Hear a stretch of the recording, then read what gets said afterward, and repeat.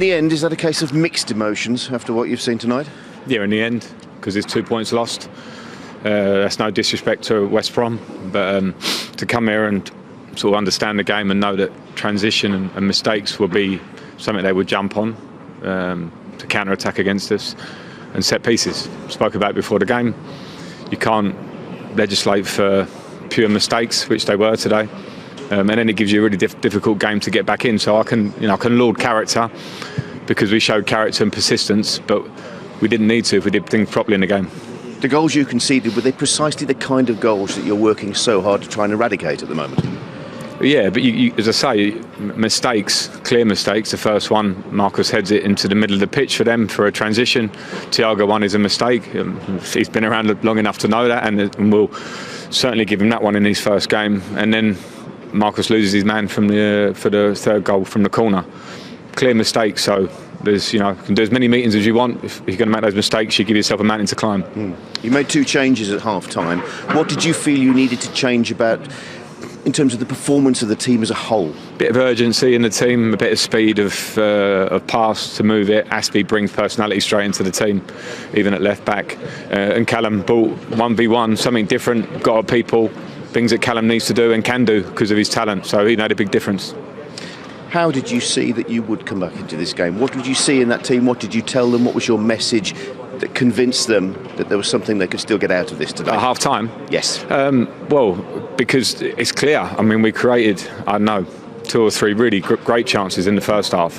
I felt we were going to create more. The only problem when you're 3 down is that West Brom are going to really seriously protect the lead, which means dropping back, which means frustrating moments and staying patient. And we did that to a big degree. But it's a big lesson for us. Big lesson in the detail of a game. Doesn't matter how much you can create, because we will create a lot and we will get a lot better. We're definitely finding our way with new players into the team and a lack of pre-season, so we will get better. But today is part of the process of getting better, just to accept the things that aren't right in our game today, because we lost 2 points. You don't think that you're going to get any points from this match, and to get still 1 point is good for West Brom. Well, certainly lots of positives for Slaven Bilic to build on, for sure. We'll talk about it all after the break, but let's just show you first what's happened today. It's been quite an entertaining day. Manchester United won their first game of the season with the last kick of the game. Crystal Palace lost out to Everton. Everton have the perfect record so far this Premier League campaign. As for West Brom, we've just seen they've drawn to Chelsea at the Hawthorns, and we'll be bringing you the live coverage of Burnley against Southampton later. More exciting games to come this weekend. Sheffield United play Leeds United, the first Yorkshire derby in 19 years in the Premier League, and then the match week ends on Monday night. It's the big one everyone's looking forward to. Liverpool against Arsenal at Anfield. 72 goals have been scored between those two in their last 16 meetings in all competitions. I think we're expecting goals in that one as well. Well, let's just show you how the league table looks then at this stage of match week 3. So Chelsea are in 6th after earning a point very late on, and let's have a look at the bottom of the table. And West Brom, well, they climb up to 15th. They started the day in 20th, but they're up to 15th, so out of the bottom 3. Tabby, congratulations on the goal, but was that pure relief on your part to rescue a result in this game? It was. In the first half, we made it difficult. I had a chance in the first half that I should have put away, and someone at my level should take them chances. We had a few chances in the first half, and they scored from every shot, and we knew we had to come out in the second half and keep going, not drop our heads, and that's what we've done. You did mention the early chances, but how as a team did you make it so difficult for yourself in that first half? I think when the first few chances don't go in, you start to panic a bit, and we made a few errors, and at our level we shouldn't make them errors, but we're still a work in progress, and hopefully we can improve. Your manager made changes at half time, but in terms of his message to you as a team, what was necessary to be said? We all kind of went in and everyone's a bit head down and all sorts, so he had to lift us up. He said we don't look like a team right now willing to go out in the second half, and as a team we had to lift each other, and as you can see in the performance in the second half. How important, looking back, was Mason Mount's goal coming when it did? Very important, very important. Yeah, we knew we had to come out in the second half and try to get that early goal, and thankfully Mason got that goal, which gave us good belief. As a team, did you genuinely believe at half-time you could get back into this game and secure something? I knew we'll get a few chances. to come back from 3-0 is never easy, and give credit to the boys who never dropped their heads, and we kept going even though it looks like it was impossible. You are a work in progress team, as you rightly said, but what should you as a team take away from this 90 odd minutes? First of all, we need to cut out the mistakes as a team, not just defensive work. As a team, we need to cut out the mistakes so we don't concede. We need to be strong together and just keep encouraging one another. Well, they certainly did encourage one another in that second half. Will Frank be pleased with the character that they showed in that second half, do you think? Yes, it's a big step, but you don't want to become a team that just reacts, after the event. You want to become a team that does it straight away. They needed to react in this matter. They did. It was always about the first goal. Can we get it? Can you get it as quick as possible? And then you will make them nervous. They did get it. And yes, second half, they were better. The intensity was higher, but then still, it's a work in progress. The giving chances away need to stop. Otherwise, you're going to go nowhere. Have a look at that third goal from Chelsea in the second half. Tammy Abraham just before full time, Michael. Yeah, I mean, Chelsea were putting all the pressure on at this point. Knocking balls, hopeful balls in the main into the box, and they get a little bit of luck. The ball drops, should have been cleared properly by Robson Cano. But then the drops, and that's exactly who you want. You'd centre forward. Look at him, he's proactive, he's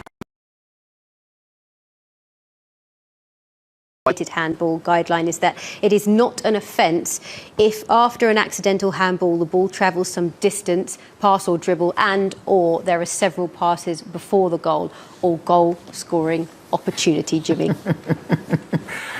Very confusing, but luckily for Chelsea that the rule has been changed and that they don't have to go back. Odoi puts it back in. You can see that it hits Kai's arm. And it gets cleared, not well, luckily for Chelsea again. But then what happens after Abraham runs in as a good striker would and picks up the pieces, and it becomes a really simple goal, and it's 3-3. And it is a good thing, Michael, isn't it? Because we want to see goals like that stand, don't we? Yeah, we do. It's not just to see more goals, it's just for fairness, really. That's why we want a good rule. And I agree with that.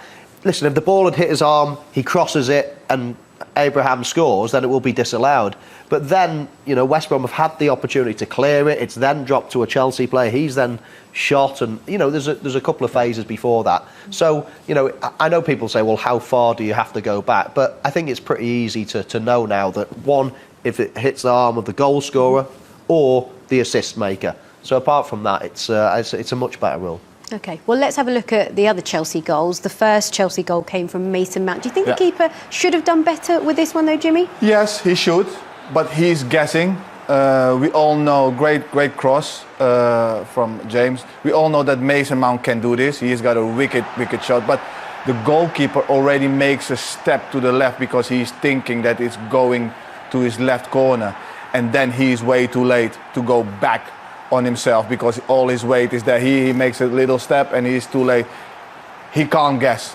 He has to wait. And if he doesn't guess, he might have put a hand against this. And the one thing you can't allow is Mason Mount to get into that position because you know what he's capable of doing. Yeah, he's got a record of scoring goals right the way through his youth career as well. So we know that he's a midfielder similar in many ways to Frank Lampard. He likes making late runs. He likes shooting.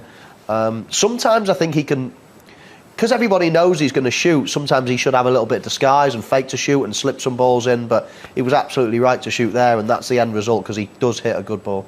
Sat here wondering what Frank Lampard would do with this team, what substitutions would be made. Hudson-Odoi was brought on, and he made an impact because he scored the second goal for Chelsea. He made an impact, a great goal, the second goal.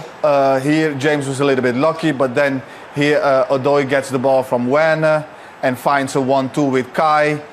And the finish is really, really good. It's a really good finish. I would be proud of that. I think Mike would be proud of that as well, Michael. But Odoi can do so much more. He can do so much more. He made the difference in the second goal. But there is so many more moments that he can really, you know, be a little bit more dominant and attack the defenders and go more. He's got that in him. Yeah, I agree. I think I was more excited about Hudson-Odoi about 2 years ago than I am now. I'm watching him now and thinking, is it that Achilles injury? It was a bad injury. You don't want to really rupture your Achilles tendon. It is a bad injury. But I thought he was even more exciting. I was watching him a couple of years ago and he was beating players, he was running at players. Now, that was a brilliant goal. Great finish, but it's not what we're used to seeing. He's more of a tricky winger that gets past people and crosses the ball in. So I want to see him return to that level. Maybe, as I say, the excuse is he's had a bad injury, so hopefully it takes a bit of time and he's getting back over that now.